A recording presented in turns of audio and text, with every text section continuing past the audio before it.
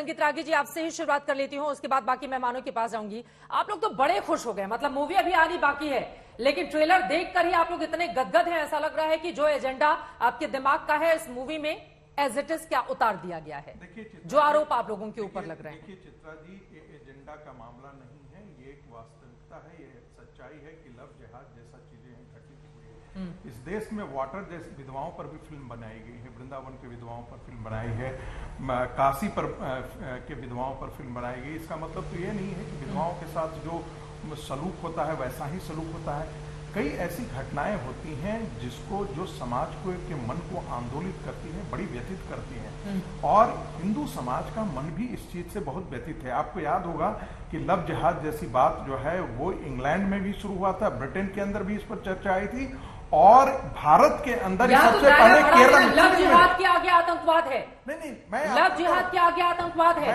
ISIS में शामिल कराना है, ब्रेन वॉश कराना है, महिलाओं को केरला से बाहर लेकर जाना है। मैं इस्लामिक टेररिज्म पर काम करता हूं, मेरी पुस्तक भी है मैपिंग इस्लामिक टेररिज्म, आप देख सकते हैं उसमें। कुछ ऑडियो में दिक्कत है। अंबर जैदी, इस पर आपकी टिप्पणी, आपका ऑडियो में ठीक कराती हूँ। अंबर जैदी, क्यों फिल्म का सपोर्ट कर रही हैं आप? देखिए चित्रा, मैं इस फिल्म का सपोर्ट इसलिए करें क्योंकि ये कोई प्रोपेगेंडा फिल्म नहीं है। जैसा कि जब भी कोई हकीकत पे फिल्म बनाई जाती है तो उसको इस तरह से पब्लिसाइज किया जाता है कि ये देखिए प्रोपेगेंडा फिल्म की जा रही है। हम सब जानते हैं कि केरला में जो कुछ भी होता आया है 1 दशक से ज्यादा से, जहां पर क्रिश्चियन लड़कियों का मास कन्वर्जन की जो घटना सामने आई थी, जिसके बाद NIA के जो अपने रिपोर्ट के सामने बात की, हम भारत से निकलकर अगर हम ग्लोबली बात करते हैं तो ये एक ग्लोबल फिनोमेना है। ब्रिटेन में भी जैसे कि इसके लिए हमें फिल्म की जरूरत है? मैं बता रही हूँ, फिल्म देखिए एक बहुत इफेक्टिव मीडियम होता है जिससे लोगों में एक अवेयरनेस होती है, सच्चाई को जाने। क्या हमें ये अधिकार नहीं है, जो लोग एक क्रिएटिव लिबर्टी की बात करते हैं, हकीकत दिखाई जाए फिल्मों के माध्यम से, सिर्फ और सिर्फ उल जलूल फिल्में ही दिखा सकते हैं, क्यों हकीकत नहीं दिखाई जा सकती? अब यूके गवर्नमेंट भी, जो सुना गवर्नमेंट है, वो ग्रूमिंग गैंग्स के खिलाफ वो सतर्क हो गई है, वो एक्टिवली काम कर रहे हैं, क्योंकि जो यूके में ग्रूमिंग गैंग्स एक्टिव हैं, हाँ। उनका आप अगर जाके देखें, जहां कहीं भी इस तरीके के गैंग्स एक्टिव हैं, वो कनेक्शन जाके सीधा ISI से जुड़ता है, और अंत में वो लड़कियां ISI में सेक्स स्लेवरी के लिए ले जाई जाती हैं। और भारत से भी, केरला से भी बहुत सारी लड़कियां वहां तक गई हैं, ये सच्चाई है। लेकिन फिल्म में ही चीजें आएंगी तभी क्या? प्रेम शुक्ला जी, ये सवाल सीधे आपसे, आप अपनी बात को जल्दी से पूरा कर लीजिए। संगीत रागी जी, प्रेम शुक्ला जी, इसके बाद में आ रही हूं आपके पास। फिल्म की जरूरत क्यों है इसके लिए? जांच एजेंसियां, देश की सरकार, राज्य की सरकार क्या कर रही है? आईसिस से जुड़ा हुआ मामला तो बहुत गंभीर हो जाता है ना। मुझे कहा जा रहा है कुछ इनकी तकनीकी दिक्कत दूर कीजिए प्लीज स्टूडियो में। प्रेम शुक्ला जी, सवाल का जवाब आपसे, फिल्म का इंतजार क्यों किया जाता है इस तरह के मसलों के लिए? ये तो बेहद गंभीर मामला है। अगर 32,000 का आंकड़ा है, हालांकि आंकड़ों को लेकर यहाँ पर विवाद हो सकता है, लेकिन 32,000 का अगर आंकड़ा जो फिल्म में दिखाया जा रहा है, सत्य घटना पर आधारित बताया जा रहा है, तो ये तो देश के लिए बेहद चिंता का सबब है। इसके लिए फिल्म की जरूरत क्यों थी प्रेम शुक्ला जी? निश्चित तौर पर चिंता का सबक है। नहीं, फिल्म की जरूरत है। नेशनल इन्वेस्टिगेटिंग एजेंसी ने किसी फिल्म के प्रदर्शन का इंतजार नहीं किया। NIA जो है इस तरह के मामलों की पहले से ही जांच कर रही है।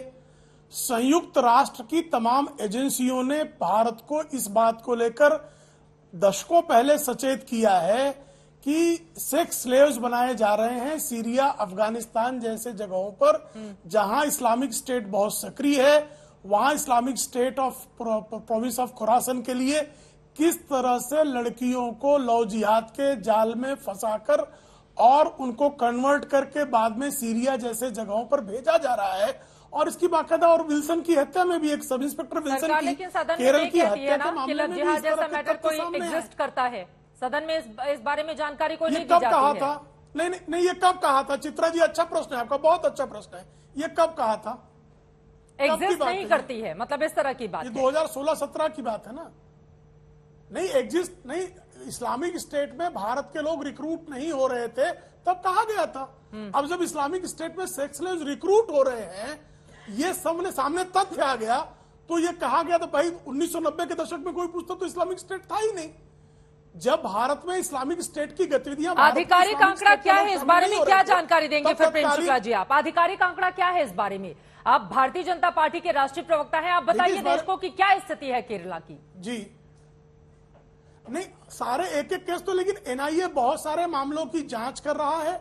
दर्जनों से अधिक मामले जो है एनआईए के संज्ञान में आए हैं और एनआईए इस मामले में कार्रवाई कर रही है। और अगर कोई फिल्म बन रही है तो अभिव्यक्ति की स्वतंत्रता के अलंबरदार जो हर तरह की ऊल जलूल हिंदू आस्थाओं पर प्रहार करने वाली फिल्मों के समर्थन में जो गैंग खड़ी हो जाती है, वही गैंग जो है एक यथार्थपरक फिल्म के विरोध में क्यों खड़ी हो जाती है?